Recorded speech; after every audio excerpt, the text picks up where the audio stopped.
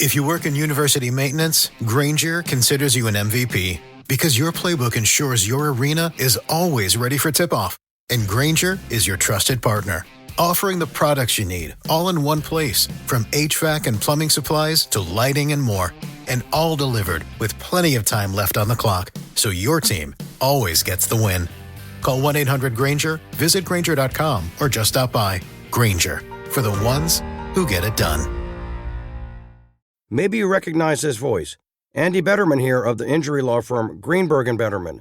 For over 35 years, we've been helping people in the DMV with auto accidents and medical malpractice. Get a free consultation by visiting gblawyers.com and feel better. Thank you for checking out this bonus edition of the 12 Kyle podcast. I am your boy, 12 Kyle. Check this out.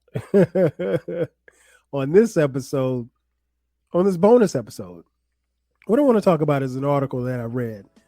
I was doing some surfing on the internet the other day and came across this article, and the headline kind of caught my eye. It talked about a married woman who decided to give her husband for his birthday, not a gift, well, a special gift. She decided to give him his wish on having a threesome with another woman. And after reading the article, I had some thoughts. I had some ideas and I had some thoughts. And I said, instead of tweeting this out, why don't I just read this and give my opinion on it? So let us get on to the case at hand. And I'll read it to you, like I said, and I cut out some parts, but once I read it, I'll give you my explanation. Or I'll give you my explanation or my thought, my feedback as I read it. And it starts off like this.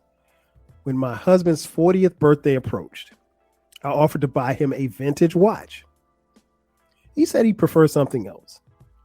A threesome with me and another woman.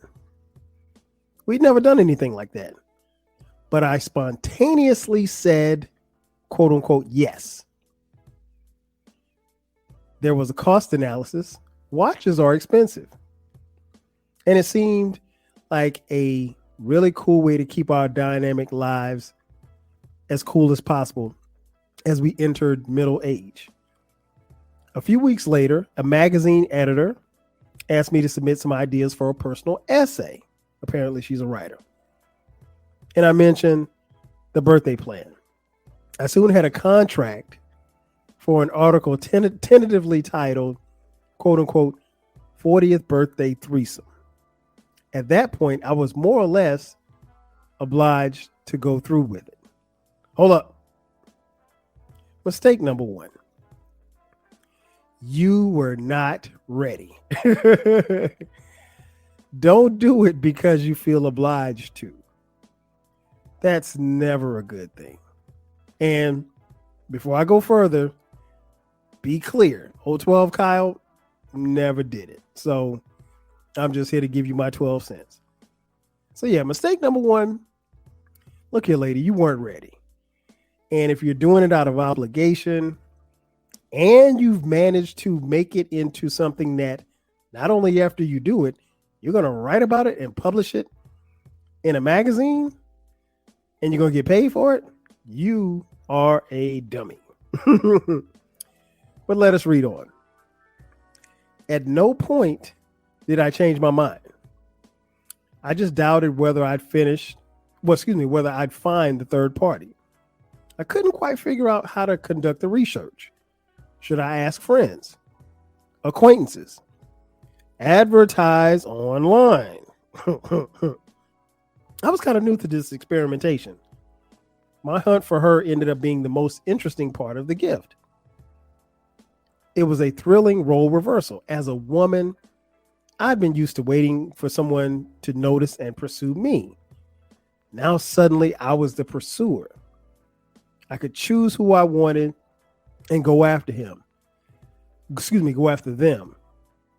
I started noticing women everywhere, and I was strategizing the most unsuccessful mostly unsuccessful about how to seduce them.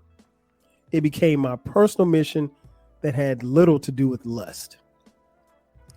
When my entries to my friends and acquaintances failed, I ended up advertising online and connecting with a 40-something-year-old woman. She said she had never been in a threesome and had never been with another woman. But she was up for it because in the French phrase, she didn't, quote, want to die an idiot, close quote.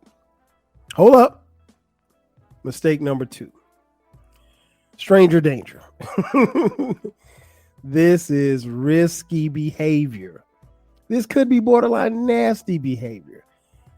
I'm not a sex expert. I don't play one on TV, and I definitely don't play one for the pod. However, I will say this much. I would like to think that you would get with somebody that you knew or somebody that you had some type of connection with. Just a thought. Again, it's just my 12 cents. Let us read on. We met alone for a drink, and we liked each other. But then she wanted to meet for another drink, and then another drink. And then we were going to discuss how we were going to do during the threesome. By our third or fourth quote unquote date, I was getting impatient. Hold up. Mistake number 3.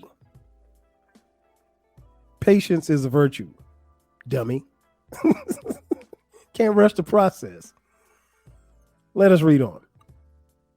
Eventually, we set a date and met for the main event. The fact that a threesome is a sexual act kind of took me by surprise. I'd invested so much energy in the planning stage, I hadn't thought much about the execution. Hold up. Mistake number 4. Plan ahead. You have to plan for the get down. Let us read on. Both physically and emotionally, it was an entirely new experience for me. I got to observe how another woman acts in bed. I was struck that she kept her large hoop earrings on. I didn't realize that you could do that. The sexual act was confusing. It was hard for me to keep track of who was at what stage. In the best case of one-on-one, there's a flow of energy between two people. And it's kind of intense. Silent communication. With 3 people, that energy is more dispersed. Of course, there's something undeniably sexy about a mosh pit of bodies and limbs, but I would think it would take practice and comfort to balance that energy flow between 3 people. And it doesn't necessarily happen the first time. The woman told me that she enjoyed it far more than she expected, and she'd be up for a rematch. That never happened. We continued to meet for drinks every so often, but she never mentioned it again. Maybe she was waiting on me to bring it up. But by then I'd retract back to my more passive, classy female role, and I was too shy to suggest it. Hold up. Mistake number 5. Rookies make mistakes. Don't act like a rookie. This was for your man. Do your job, player, and get out the way. Now let us read on. Perhaps I hesitated about an encore because right after the threesome, I was quite shaken up. I needed to emotionally reconnect with my husband to feel that he was all mine again. Hold up. Mistake number 6. Insecure. You are more insecure than Issa, Lawrence, and Molly. Get out of here with that bullshit. Let us read on. When the article appeared, many strangers weighed in on my marriage. in the comment section. There was a lot of moral stridency and Puritanism. Quite a few women warned of long-term damage that this would do to my marriage.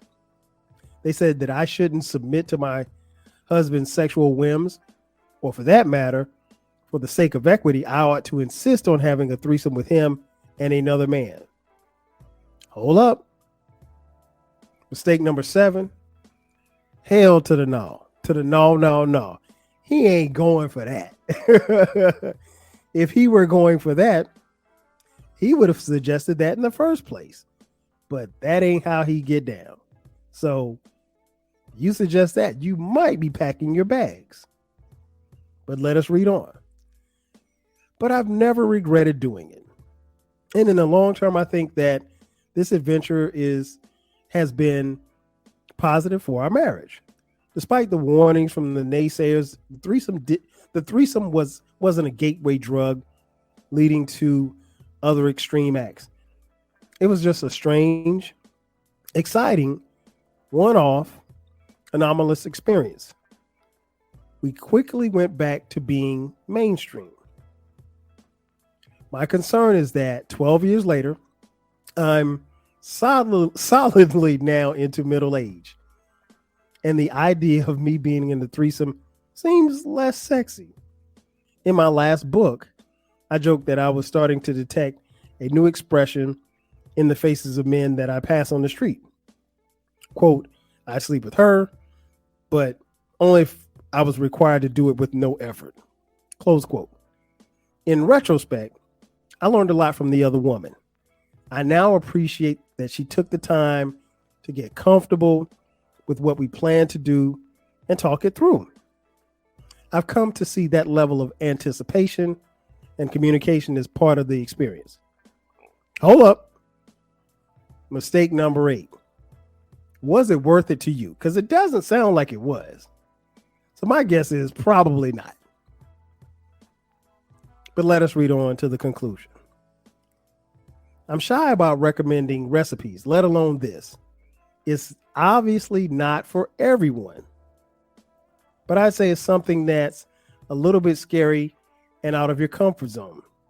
There's a specific buzzing feeling that comes with doing something entirely new.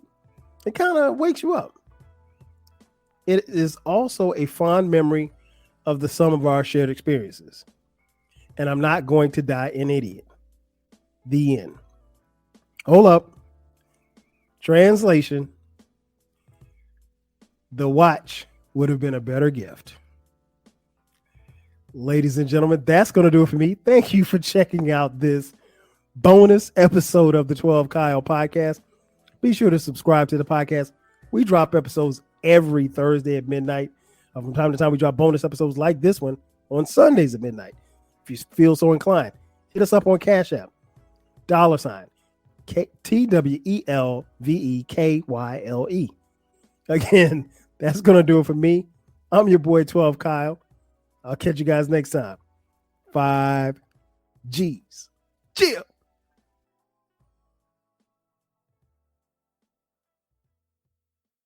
If you work in university maintenance, Granger considers you an MVP because your playbook ensures your arena is always ready for tip-off.